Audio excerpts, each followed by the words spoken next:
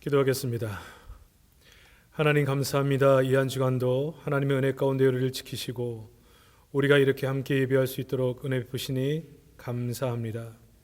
이 어려운 현실 속에 우리 사랑하는 성도들 개인과 가정을 지키시고 특별히 생업에 복을 주셔서 우리 모든 성도들이 은혜 가운데 이 어려움들을 이겨낼 수 있도록 은총을 더하여 주시옵소서. 예배하며 귀한 헌금을 드린 사랑하는 성도들을 기억해 주시고 여러 가지 많은 어려움들이 우리 가운데 있으나 이 경제적인 어려움들도 하나님의 은혜로 극복할 수 있도록 도와주시고 늘 하나님께 드리며 사는 우리 성도들이 이 땅 가운데서도 하나님께 마음껏 일하면서도 풍성한 은혜 허락하여 주시옵소서. 오늘도 말씀으로 우리가 은혜 받고 이 말씀을 붙잡고 승리하기를 원합니다. 하나님 역사해 주셔서 이 말씀을 듣는 모든 성도들이 은혜 받고 믿음으로 결단하여 하나님의 말씀으로 승리하는 이 한 주간 될 수 있도록 축복해 주시옵소서. 감사하고 예수님의 이름으로 기도하옵나이다. 아멘. 오늘은 교회 창립 44주년이 되는 주일이고 또 3월 둘째 주 주일입니다.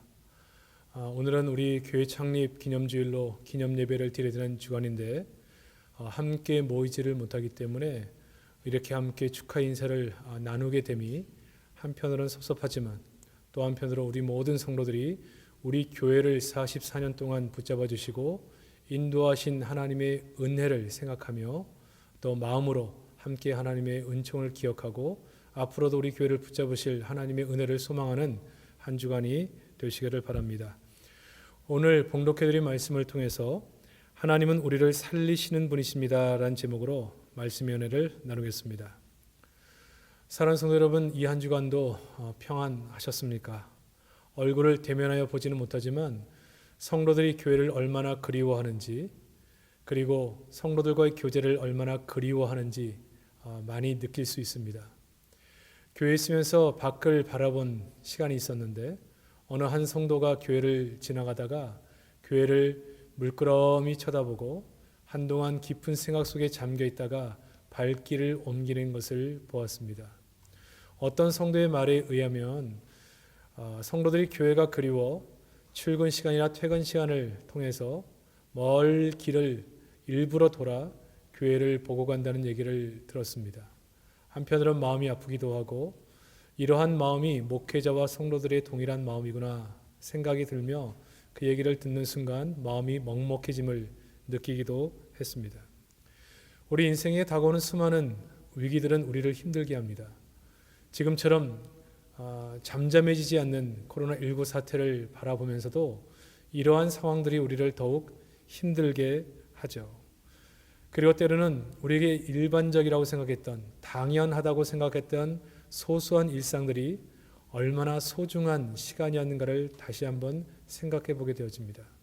새벽을 깨워 모여 찬양하고 또 말씀을 듣고 기도하며 힘차게 학교로 직장으로 출발했던 일상들, 참 이것이 참 소중한 것이었구나 그런 생각을 해보게 되어집니다.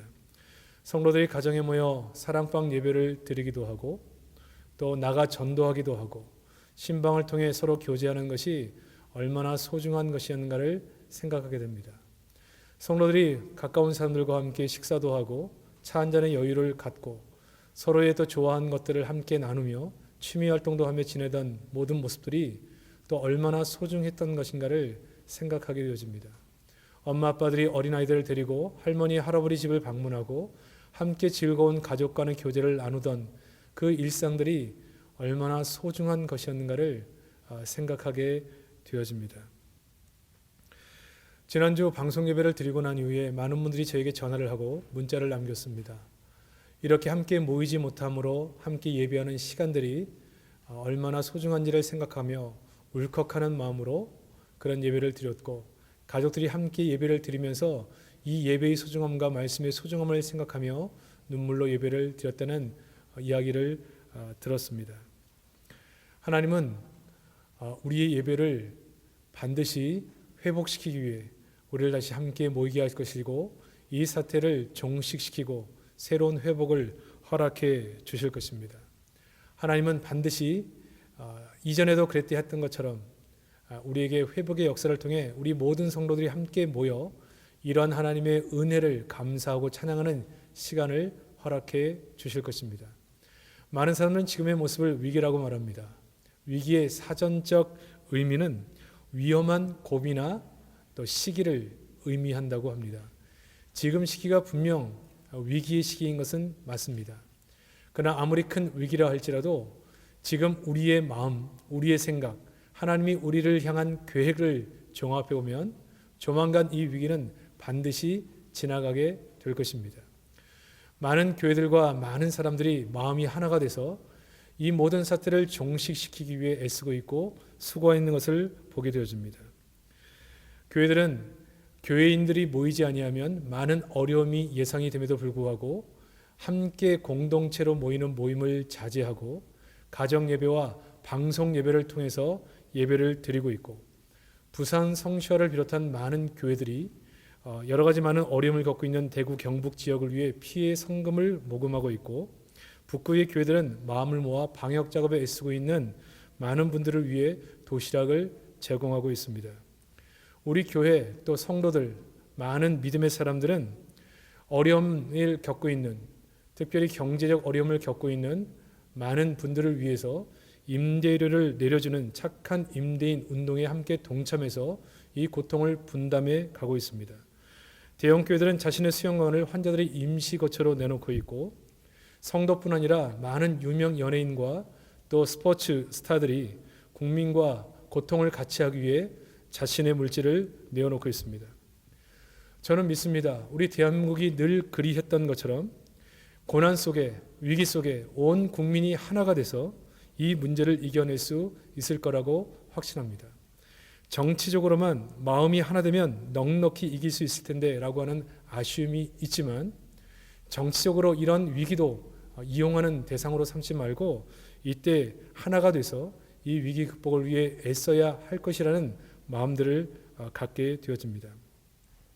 지금 이 사회는 말할 수 없이 침체되어 있고 어둠이 가득해 있지만 우리 하나님은 살아계시고 우리 모든 성도들이 기도하고 있고 온 국민이 하나가 돼서 이 문제를 이겨내려고 애쓰고 있기 때문에 우리는 소망과 희망을 가져봅니다. 오늘 우리가 읽은 본문은 다윗이 자신이 경험한 위기 앞에 하나님이 어떻게 이 위기를 극복해 하셨는지 그것을 기억하며 찬송하는 노래라 그렇게 볼 수 있습니다. 당시 이 시는 성전 낙성시에 불렀던 찬양이기도 합니다. 다윗이 육체적 질병, 마음의 고통, 수많은 어려움이 있을 때 하나님이 자신을 구원했던 은혜를 기억하고 읊은 노래가 시편 30편이라고 보는 거죠. 1절과 3절은 먼저 평생 동안 위기에 있을 때 하나님이 어떤 은혜를 통해 이기게 하셨는지를 통하여 감사와 찬양을 하게 하고 4절과 5절은 동일하게 백성들도 이와 같이 감사와 찬양을 드리자 하는 제안이고 그리고 6절과 10절 사이는 다윗의 신앙 간증으로 구성되어 있습니다. 자신이 인간적으로 얼마나 교만했을 때 이 교만함을 통해 자만한 결과 고난에 처하게 됐으며 하나님의 은혜와 긍휼로 이 고난을 이겨낸 것에 대한 감사 그리고 11절 12절은 하나님께서 자신의 간구에 응답 주신 것에 대한 감사가 담겨져 있습니다. 이 다윗의 고백은 지금 고난을 맞이하고 있는 위기를 맞은 우리에게도 동일한 고백이 될 줄로 믿습니다.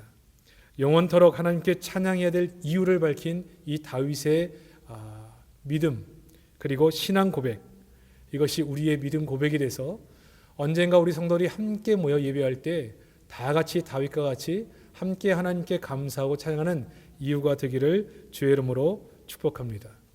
그럼 위기 시에 도우신 하나님은 어떤 분이실까요? 첫 번째 살펴보면 위기에서 끌어내시는 하나님이시다 그렇게 말씀합니다.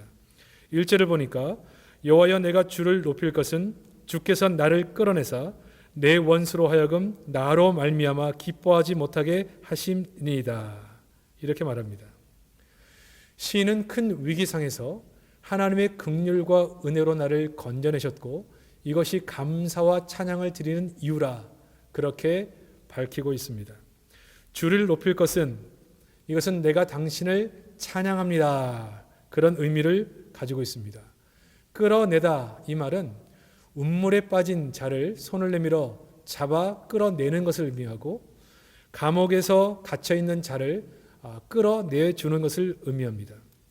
따라서 이 말씀은 깊은 웅덩이와 같은 고난과 위기 속에 빠져 있을 때 하나님이 구원의 손을 내밀어서 우리의 손을 잡아주시고 우리를 그 위기 속에서 끌어내신다는 의미입니다. 다윗이 수많은 위기 속에 이러한 신앙적 고백을 통해 어떻게 자기를 위기에서 빠져있는 그 위기 속에서 건져내셨는가에 대한 고백입니다. 3절 말씀에도 보면 여호와여 주께서 내 영혼을 수월에서 끌어내어 나를 살리사 무덤으로 내려가지 아니하게 하셨나이다. 벼랑 끝에 매달려 있는 우리에게 손을 내밀어 우리의 손을 잡으시고 끌어내신 것과 같습니다. 하나님은 이런 위기 속에 우리가 완전히 넘어지지 않게 하시는 이유 중에 하나가 원수들이 이것을 우리를 조롱하는 이유, 하나님의 이름을 조롱하는 이유로 삼게 하고 싶지 않기 때문에 그렇습니다. 구약성경에 보면 다니엘도 이런 순간이 있었죠. 다니엘은 하나님께 기도하는 습관을 가진 자였습니다. 그러나 많은 정적들이 이 다니엘의 시기에서 다니엘을 잡을 궁리를 하게 되는데, 그래서 왕에게 절하지 않는 자를 처벌하자는 법령을 새로 만들어서 이 다니엘을 잡기 위해 덫을 놓게 되어집니다. 다니엘서 6장 10절에 보면 이 조세의 왕이 도장이 찍힌 것을 알고도 열린 창에서 전에 행하던 대로 하루 3번씩 무릎을 꿇고 기도하며 하나님께 감사했더라. 하나님을 향한 신뢰를 가지고 그는 늘 기도하는 습관대로 기도하는 생활을 계속했습니다. 그리고 난 후 그는 사자굴에 던져지게 되죠. 그 이유가 중요합니다. 다니엘서 6장 23절에 보면 다니엘을 굴에서 올리라 하매 그들이 다니엘을 굴에서 올린즉 그의 몸이 조금도 상하지 아니하였으니 이는 그가 자기의 하나님을 믿음이었더라. 그렇게 고백합니다.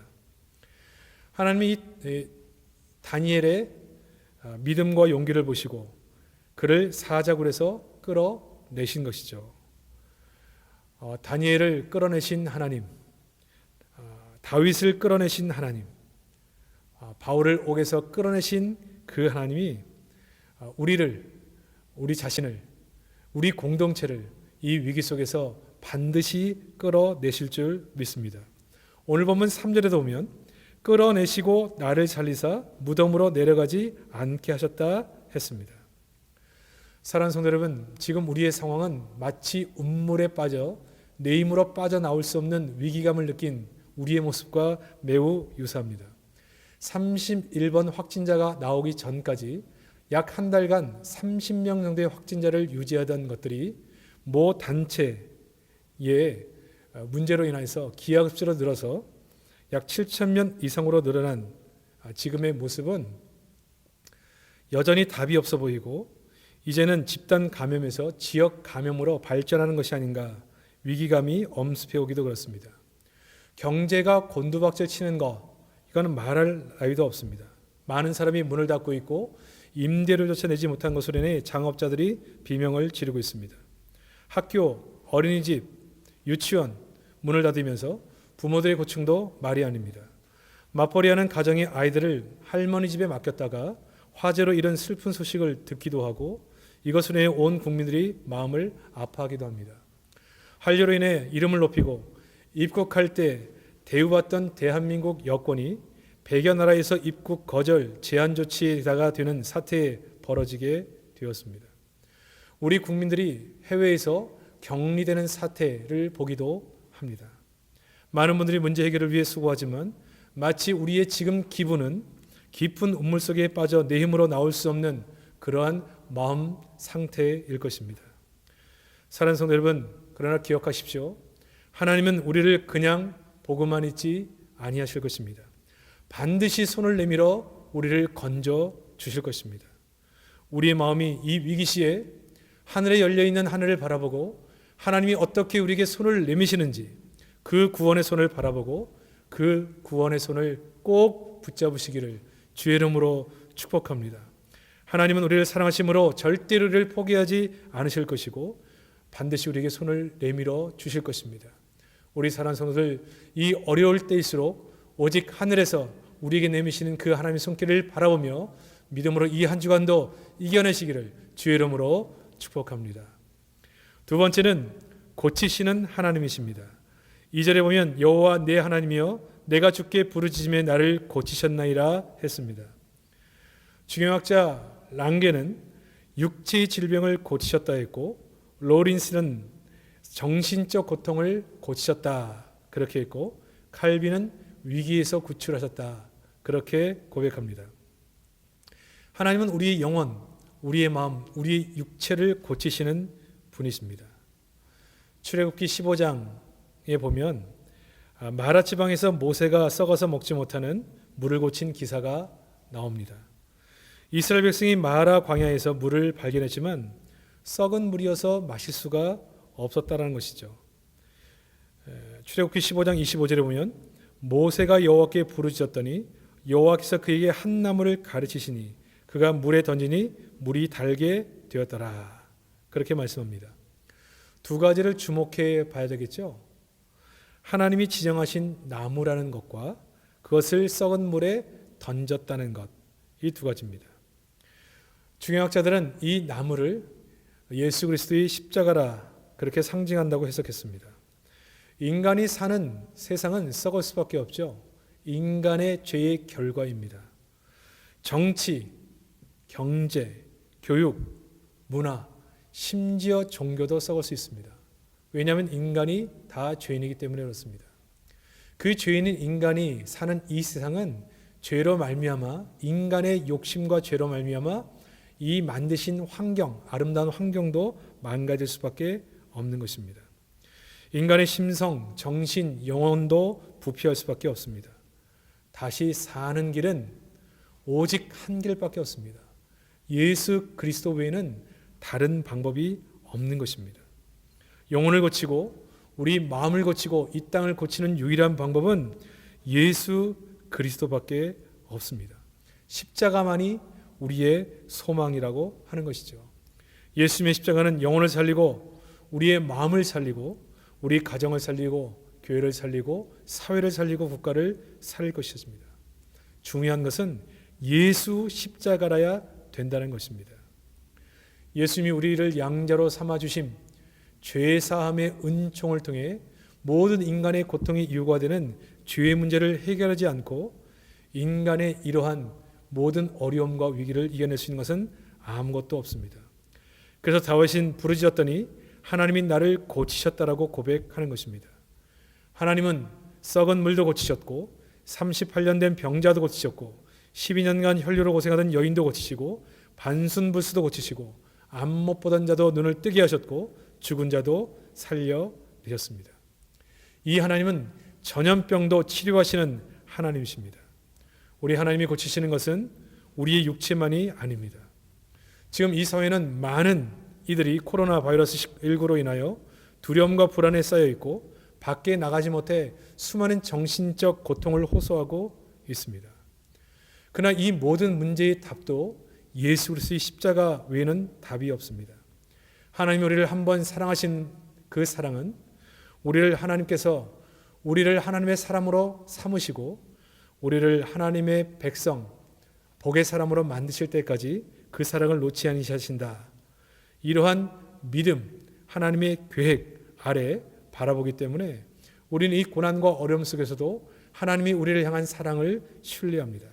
그러므로 하나님의 이 십자가, 이 사랑은 우리의 영혼뿐 아니라 우리의 마음의 병도 치료하는 유일한 길인 것이죠. 우리 하나님께서는 이 십자가를 통해 우리의 영혼과 우리의 마음과 우리의 모든 상황 속에 우리를 치료해 주실 것입니다. 오늘 우리 사랑하는 성도들 늘 이 하나님의 은혜를 기억하며 기도하시기를 바랍니다.